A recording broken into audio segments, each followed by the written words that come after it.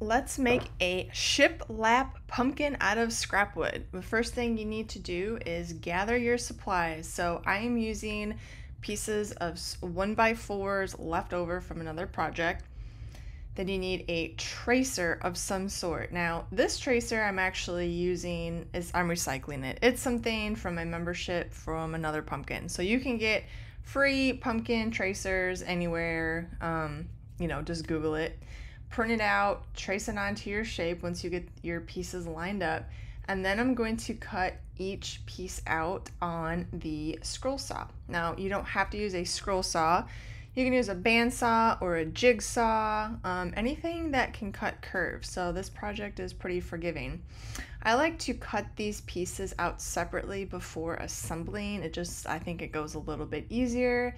But you do need to stay on your line to make sure that the shape will actually line up when you go to put it together. When you're cutting out that bottom piece, you want to make sure that it's going to sit even. So there are curves on the bottom, and I just make sure that they're even, because if it's going to be sitting on a porch, I don't want it lopsided. All right. Then do a double check and make sure that your sides line up. Then we can go ahead and get this thing assembled. So measure your width of the pumpkin from top to bottom and cut some scrap wood pieces. Make sure they do not overhang. Then your pumpkin, you're going to flip it over so it is face down.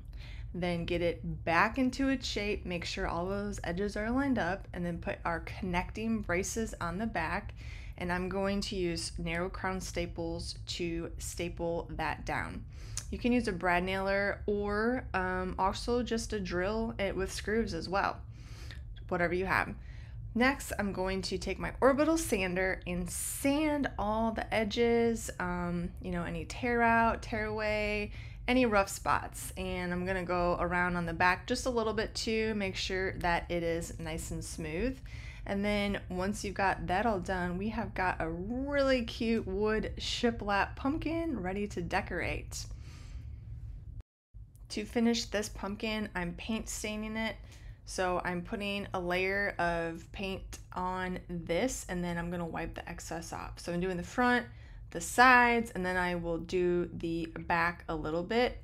What I like about this is that it's a translucent look, so I can still see the wood grain, although I still get that really nice orange color that I just absolutely love. And then once I'm done with this, I just let it dry and decorate it however you want. So I can't wait to see yours.